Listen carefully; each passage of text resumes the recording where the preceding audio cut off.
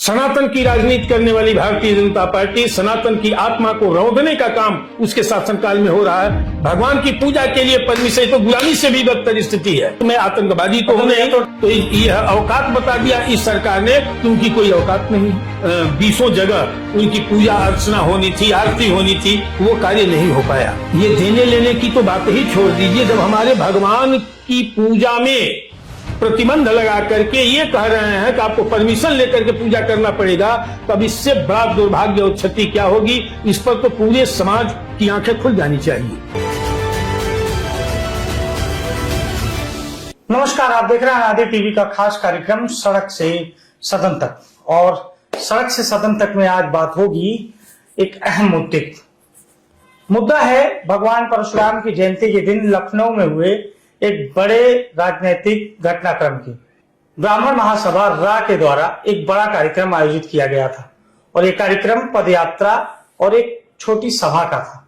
लेकिन इस कार्यक्रम को पुलिस प्रशासन ने और विशेष रूप से पदयात्रा को रोका, जिसके बाद ब्राह्मण समुदाय के हजारों लोग सड़क पर आ गए। गहमा गहमी भी देखने को मिली और क्या कुछ घटना रही और घटना के पीछे क्या वजह रही, इन्हीं सब विषयों पर हम चर्चा करेंगे। अखिल भारतीय ब्राह्मण महासभा रा के राष्ट्रीय अध्यक्ष राजेंद्र त्रिपाठी जी हमारे साथ हैं। राजेंद्र जी, आज भगवान परशुराम का जन्मोत्सव है, जयंती है। ब्राह्मणों के लिए आज का दिन बहुत विशेष है और आज के दिन राजधानी में जिस तरह से पुलिस ने आप लोगों को रोका, क्या कारण रहा, क्या वजह मानते हैं?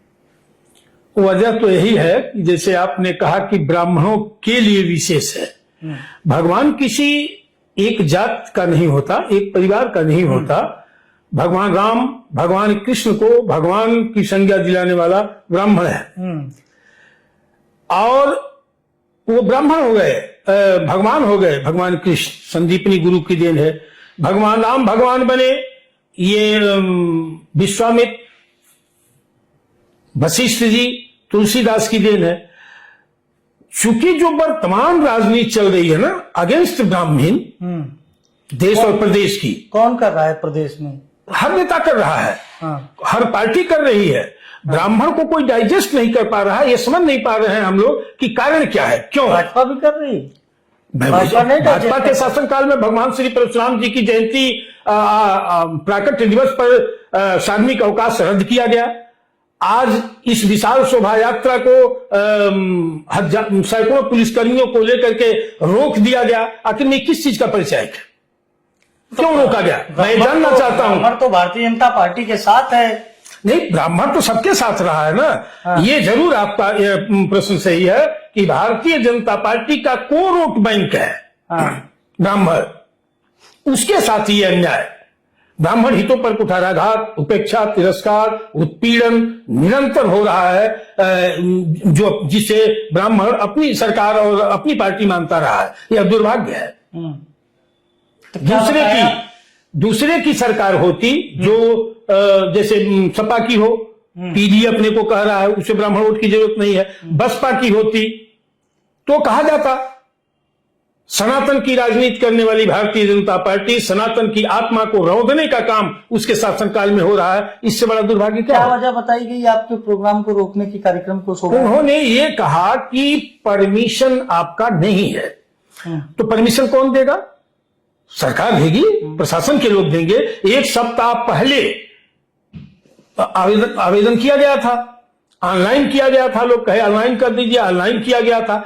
अब बतलाइए, भगवान श्री परशुराम जो भगवान है, उसकी पूजा अर्चना करने के लिए, उसकी शोभा यात्रा के लिए अपने देश में, अपने प्रदेश में, हिंदूवादी सरकार में परमिशन, भगवान की पूजा के लिए परमिशन तो गुलामी से भी बदतर स्थिति है कि हमको परमिशन लेना पड़ रहा है भगवान की पूजा करने में। खैर, अगर परमिशन की ही जरूरत है तो एक सप्ताह पहले मैंने उनको परमिशन के लिए दे दिया था। परमिशन उनको देना चाहिए। मैं क्या वजह लगती है, आप बताइए त्रिपाठी जी। आप तो लगातार ब्राह्मणों की आवाज उठाते हैं, लोग कहते हैं आप उनके लिए धरातल पर संघर्ष करते हैं। क्या वजह रहेगी आपकी एक पसंदीदा पार्टी जिसे ब्राह्मण हर जगह पर वोटिंग करता है, खासकर यूपी में तो इस समय सिराखों पर ब्राह्मण भाजपा को बैठाकर चल रहा है, ऐसा विपक्षी दल ये मानते हैं। और ये जो पीडीए का फार्मूला और ये तमाम फार्मूला शुरू हुआ है, ये इसी वजह से हुआ क्योंकि ब्राह्मण तो कोर वोटर बीजेपी का है। तो ब्राह्मण के साथ इस तरह का व्यवहार असल में जो अन्य जातियां टैक्स से हट के कार्य कर रही हैं, अपने अधिकार के लिए लड़ाई लड़ रही हैं, यही ब्राह्मण नहीं कर पा रहा है। ब्राह्मण हमेशा राष्ट्र और समाज के लिए जीता है, अपने कष्ट को भुला देता है, अपने शरीर पर आपदा परेशानी कष्ट झेल करके उसके निगाह में हमेशा राष्ट्र और समाज का निर्माण होता है। ये उसकी कमजोरी आज के राजनीतिज्ञों की आंख में है कि ये ब्राह्मण की कमजोरी है, जाएगा कहां?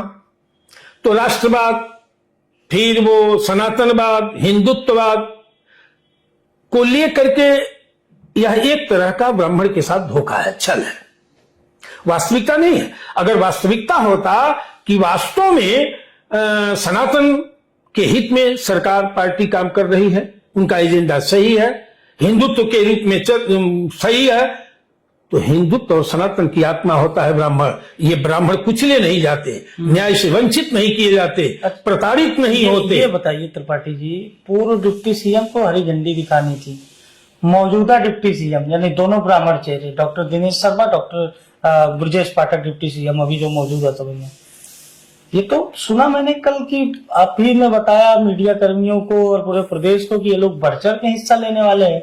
आज ये लोग कहीं नजर नहीं आए भूमिका में। यह भी एक दुर्भाग्य है। इन लोगों से पूछ करके कार्ड में नाम डाला गया था।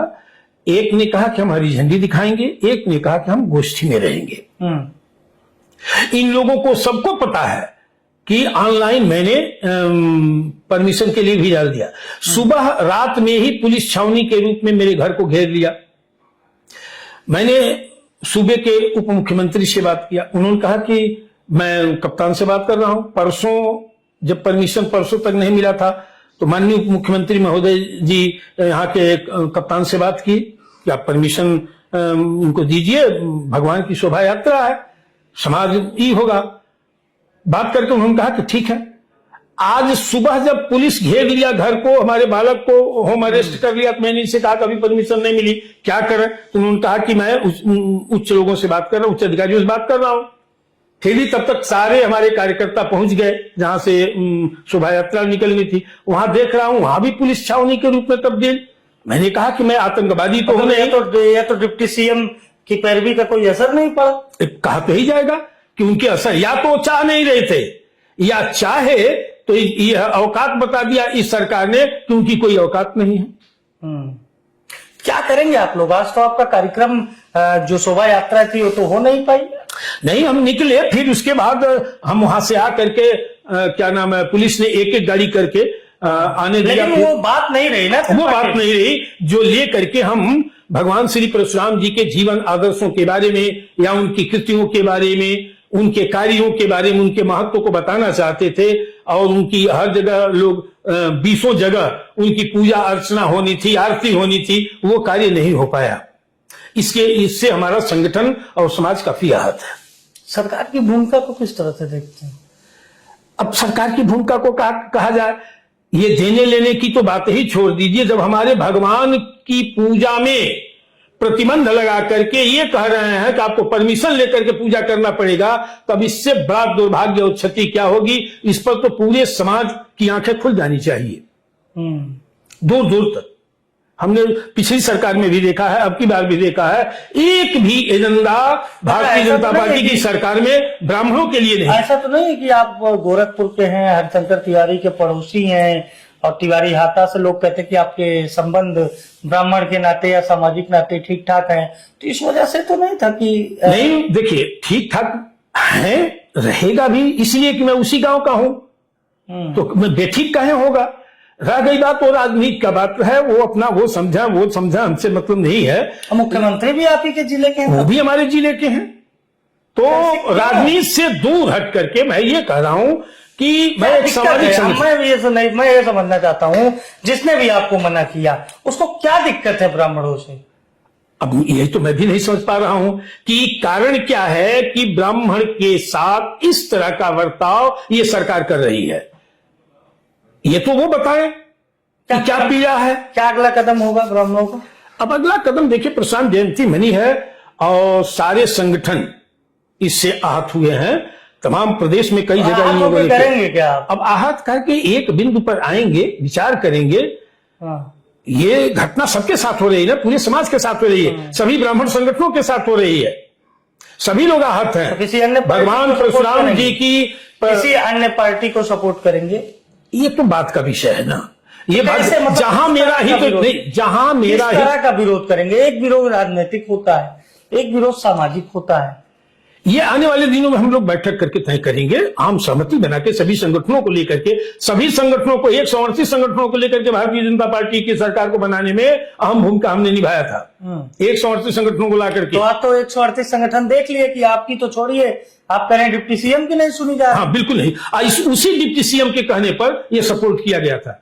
अब उस डिप्टी सीएम की ये हालात है कि कप्तान परमिशन नहीं दिया भगवान परशुराम की पूजा अर्चना के लिए, जबकि हम आतंकवादी थोड़ी हैं। को कौन से डिप्टी सीएम के कहने पे आपने एक कार्यक्रम किया था? एक बार नाम बता दीजिए दर्शकों को। अरे डिप्टी सीएम सब लोग जान रहे हैं कि कौन है। नहीं, 2 डिप्टी सीएम है ना? नहीं, कहां 2 डिप्टी सीएम है? एक केशव प्रसाद मौर्य। केशव प्रसाद मौर्य, हाँ, हमारे आदरणीय ब्रजेश पाठक जी के कहने उनके कहने पर भारतीय जनता पार्टी को सपोर्ट करने का उन्होंने काम किया इतना था। बात किया, लेकिन कुछ हुआ नहीं। कोई असर नहीं आया उनकी बात का, कोई असर नहीं। मानते हैं कि ये नेतृत्व ब्राह्मणों का कमजोर है सरकार में? हाँ, अगर पीड़ित ब्राह्मण न्याय से वंचित किया जा रहा है, आंसू लेके सड़कों पर घूम रहा है, उसे न्याय नहीं मिल रहा है, तो मैं यही मानूंगा। तो आगे आप लोग डिसाइड करेंगे? लेंगे, निश्चित निर्णय लिया जाएगा।